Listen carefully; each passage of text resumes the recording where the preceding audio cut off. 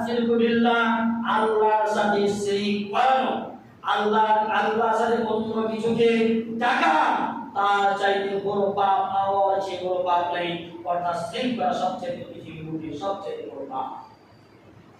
তারপর অকুল ওয়ালিদাইন, পিতা মাতার অবাধ্য হওয়া, অর্থাৎ পিতা মাতাকে কষ্ট দেওয়া।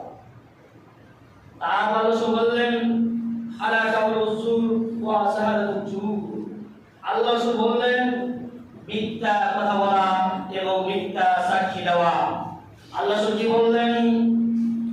কাউলুল জুর ওয়া শাহাদাতুল জুর, মিথ্যা কথা বলা এবং মিথ্যা সাক্ষী দেওয়া পৃথিবীর বুকে তৃতীয় সবচেয়ে বড় পাপ।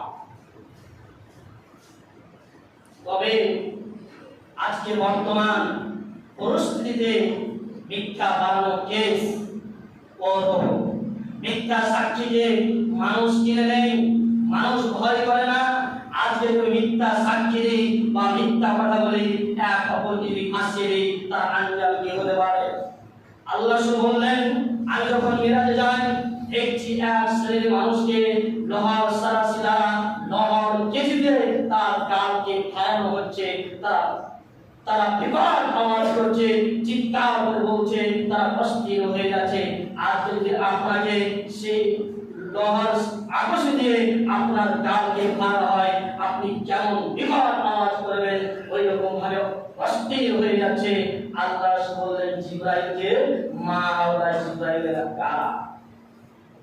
আল্লাহ বলছেন জিবরাইলের কারা, এরা কি পাপ করেছে? তারপর জিবরাইল বলছেন এরা হচ্ছে কাউলুল জুর শাহাদাতুল জুর, মিথ্যা কথা বলতো এবং মিথ্যা সাক্ষী দিয়ে মানুষকে আপন বানিয়ে দিত, হককে দাবিয়ে দিত। সাবধান আপনি, কেননা কাল কিয়ামতের দিন এই দুনিয়া যদি আমরা নাজাত পেয়ে যাই মিথ্যা কথা বলে এবং মিথ্যা সাক্ষী বলে, তো কাল কিয়ামতের দিন এই শাস্তি আমাদের জন্য অপেক্ষা করছে। এবং আল্লাহ রাসূল আমাদেরকে সাবধান করে দিয়েছেন কি, ইয়া রাসূলুল্লাহ মা হাক্কুল ওয়ালিদাইন আলা ওয়ালাদিহিমা ক্বালা হুমা জান্নাতুকা ওয়া নারুকা। আল্লাহ রাসূল এসে বলছেন, ওগো আল্লাহ রাসূল,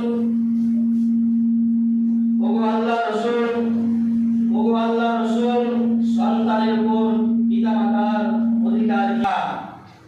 আল্লাহ রাসূল বোঝাতে চাইছেন তোমার পিতামাতা তোমার জন্য জান্নাত অথবা তোমার জন্য জাহান্নাম। আজকে যদি পিতামাতার সেবা করে যত্ন করে যদি তুমি জান্নাত নিতে না পারো, তাদের যদি সেবা যত্ন করে জান্নাত না নিতে পারো, তবে তোমার জন্য এটাই জাহান্নাম হয়ে যাবে। আর যদি তাদেরকে ভালোবাসা দিয়ে, তাদেরকে ভালোবাসার কথা বলে, তাদের মন জয় করে যদি জান্নাতে যেতে পারো, সবচেয়ে আফসার ভালো কাজ। এর প্রসঙ্গে আল্লাহ রাসূল বলেন, আবি হুরায়রা রাদিয়াল্লাহু তাআলা আনহু قال قال رسول الله صلى الله عليه وسلم جاء رجل إلى النبي فقال يا رسول الله من أحق بحسن صحابتي। হাদিসটি বর্ণনা করেছেন আবু হুরায়রা। তিনি বলেন, এক ব্যক্তি জিজ্ঞাসা করলেন, হে আল্লাহর রাসূল, আত্মীয়দের মধ্যে কি আমার সৎ ব্যবহার পাওয়ার বেশি যোগ্য? আল্লাহ রাসূল বোঝাতে চাইছেন আমার অনেক আত্মীয় রয়েছে, আমার মা রয়েছে, আমার বাপ রয়েছে, আমার স্ত্রী রয়েছে, আমার ছেলে রয়েছে, আমার মেয়ে রয়েছে, আমার শ্বশুর রয়েছে, আমার শাশুড়ি রয়েছে, আমার শালা রয়েছে, অনেক আমার আত্মীয় রয়েছে। সব চাইতে ভালো ব্যবহার আমি কাকে দেখাবো? আল্লাহ আপনি বলুন কি বলছেন? আমার যে অনেক আত্মীয় রয়েছে, সবচাইতে ভালো ব্যবহারটা কে পাওয়া যোগ্য? আল্লাহ বললেন, ক্বালা উম্মুকা, তোমার মা। এই শব্দটা আল্লাহ রাসূল এক নয় দুই নয় তিনবার বললেন, উম্মুকা উম্মুকা উম্মুকা, তোমার মা। সবচাইতে ভালো ব্যবহার যদি রাখার ইসলাম থাকে, তোমার মা পাবে। তারপর রাসূল বললেন, আবুকা, তোমার বাপ। তবে অপর হাদিস আপনাকে বোঝাতে চাইছে, আজকে যদি আপনার ছেলে ভাগ পায়, আজকে যদি আপনার মেয়ে ভাত পায়, আজকে যদি আপনার স্ত্রী ভাত পায়, আজকে যদি আপনার ছেলে কাপড় পায়, মেয়ে কাপড় পায়, তবে আপনার মা কেন বঞ্চিত খাওয়া থেকে? আপনার মা কেন বঞ্চিত? আপনার বাবা কেন বঞ্চিত? এই খাওয়া থেকে জবাব দিয়ে দিবে। আজকে যদি ঈদ আসে, তবে আজকে আপনার মেয়ের জন্য কাপড় আছে, আজকে আপনার ছেলের জন্য কাপড় আছে, আপনার স্ত্রীর জন্য কাপড় আছে, আপনার মায়ের জন্য কাপড় আছে না কেন? এর জবাব কে দিবে? এর শাস্তি কি আপনি জানেন? এর জবাব কে দিবে? আপনার কাছে জবাব আছে? এবং আপনি কাপড় নিয়ে এসেছেন, আপনার স্ত্রী উস্কানি করে কথা বলে, আপনি যে বাপের একটাই বেটা, আপনি যে বাপের একাই বেটা, আর অন্য ছেলে নেই, ওই রকম উস্কানি মূলক হাজার স্ত্রী কথা বলে দিয়ে মা বাবার ভাত খাওয়াকে বন্ধ করে দেয় তারা। যদি এই পরিস্থিতি থাকে, এই পরিস্থিতিকে পাল্টাবে কে? এই পরিস্থিতি আপনাকে পাল্টাতে হবে, আমাকে পাল্টাতে হবে, এটাই নিশ্চিত। এজন্যই বিশ্বনবী সতর্কবাণী করেছেন কিয়ামতের আলামত যেটাই, যে স্ত্রীর অনুগত্য করবে, মা বাবাকে অবাধ্য করবে। আজকে তাই হচ্ছে। নচেত আপনার যদি মা ভাত পায় না পায়, আপনার ছেলে পায়, মেয়ে পায়, স্ত্রী পায়, আপনার কর্তব্য, আপনার দায়িত্ব আমার মানুষকে কাপড় দেওয়া। আপনার যদি ছেলের জন্য কাপড় আছে, আপনার মাকেও কাপড় বুঝিয়ে দিতে হবে। হাদিস বুঝিয়ে দিচ্ছে আপনাকে, ও কেন বঞ্চিত হবে? কে বললাম না? আপনি হাদিস স্পষ্ট আপনাকে বুঝিয়ে দিচ্ছে। হক যদি ব্যবহার যদি ঠিক রাখতে হয়, তবে পিতা মাতার সাথে রাখতে হবে। হাদিস আপনি বুঝুন, নিজের চোখে আপনি দেখুন হাদিসকে। তারপর রাসূল বললেন, চমৎকার একটা হাদিস। আল্লাহ রাসূল বললেন, পৃথিবীতে নবী হুরায়রা রাদিয়াল্লাহু তাআলা আনহু قال قال رسول الله صلى الله عليه وسلم ثلاث دعوات مستجابة لا شك فيهن। আল্লাহ রাসূল বললেন তিন শ্রেণীর মানুষ, এমন মানুষ রয়েছে, তারা যদি আল্লাহর কাছে ফরিয়াদ করে, আল্লাহর কাছে প্রার্থনা করে, আল্লাহর কাছে দোয়া করে, লা শাক্কা ফিহিন্না, তাদের দোয়া কবুল হবে, তাদের দোয়া কবুল হবেই। তবে কে? তা হচ্ছে দাওয়াতুল ওয়ালিদাইন, একটা হচ্ছে পিতা এবং মাতা। তোমার জন্য যদি মঙ্গলের জন্য দোয়া করে আল্লাহ, এই যে আমার সন্তান আমাদের জন্য অনেক পরিশ্রম করে, সে দোয়া যদি আপনার জন্য আপনার মা হাত পেতে দোয়া করে, তবে আল্লাহ সে হাতকে ফিরাতে বাচ্চা করে। তবে দোয়া লাইনে করবে। আপনারা মনে করুন, আপনার ছেলে গেছে ধনদিঘি ধান কাটে, ধনদিঘি গরু চড়াতে, আর আপনি বলছেন, আপনি মা বলছেন, মা বাপ দুজনেই বলছেন আমার ছেলে যেন চাকরি করে, আমার ছেলে যেন চাকরি করে। এটা অসম্ভব বা এটা সম্ভব না।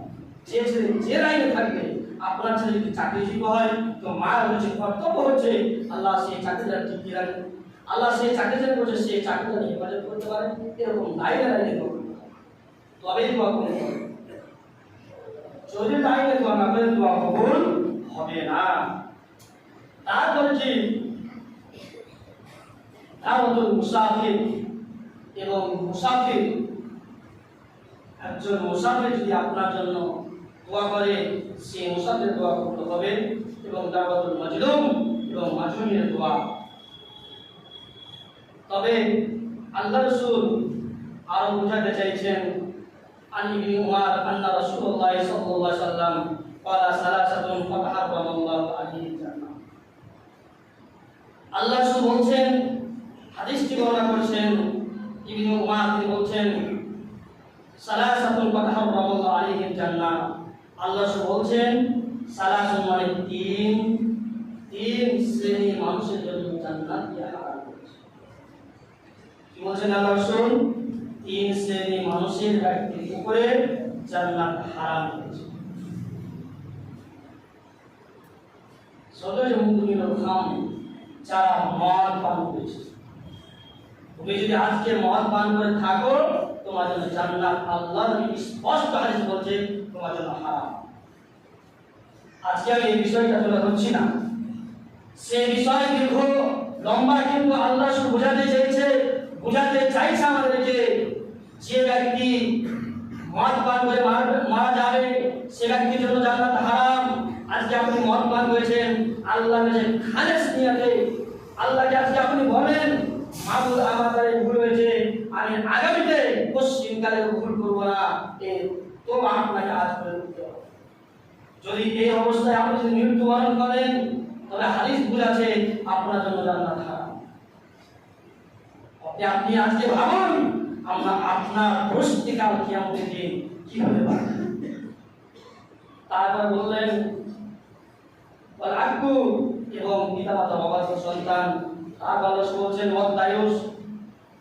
দায়ুস জান্নাতে যাবে। আল্লাহ আহলে খাবাস, যারা পিতামাতা এবং দায়িত্বশীল মানুষ পর্দা অবহেলা করে। আজকে আপনার ছেলে, আজকে আপনার মেয়ে বেপরদা হয়ে যদি চলাফেরা করে, আর আপনি যদি সেই জিনিসটাকে আপনি না জানেন, তুমি যাচ্ছ কেন, তোমার মাথায় পর্দা, তোমার মাথায় কাপড় কেন নেই, এই বলে আপনি তুলে না ধরেন, তবে এই আল্লাহ বলছেন সে ব্যক্তি দায়ুস। আপনার মেয়ের পূর্বে যদি আপনাকে লজ্জা না লাগে, তবে জাতির কিভাবে লজ্জা আসতে পারে? আপনি তো জাতিকে দেখার সুযোগ করে দিচ্ছেন। তবে কাল কিয়ামতের দিন আপনার অবস্থা কি হতে পারে আপনি একবার ভাবুন। আল্লাহ স্পষ্ট ভাবে আমাদেরকে কথা বলে দিয়েছেন, সে আপনাকে আমাকে সেই জিনিস আল্লাহর নবীর হাদিসের প্রতি আমাদেরকে দৃষ্টি রাখতে হবে, যেন আমাদের পরকাল হারিয়ে না যায়। এবং হাদিসটি বর্ণনা করছেন আবি হুরায়রা রাদিয়াল্লাহু তাআলা আনহু قال قال رسول الله صلى الله عليه وسلم ইফু আন নিসাইল নাস তাইফু নিসাবিকুম ওয়া বারু আবাকুম তাবারুকুম আবনাউকুম। আল্লাহ বলছেন, তোমরা অন্য লোকদের স্ত্রীর ইজ্জতকে রক্ষা করো, তাহলে তোমাদের স্ত্রীগণের ইজ্জত রক্ষা হবে। তারপর আল্লাহ বললেন, তোমরা তোমাদের মাতা পিতার সঙ্গে সৎ ব্যবহার করো, তাহলে তোমাদের সন্তানেরা তোমাদের সাথে সৎ ব্যবহার, সৎ আচরণ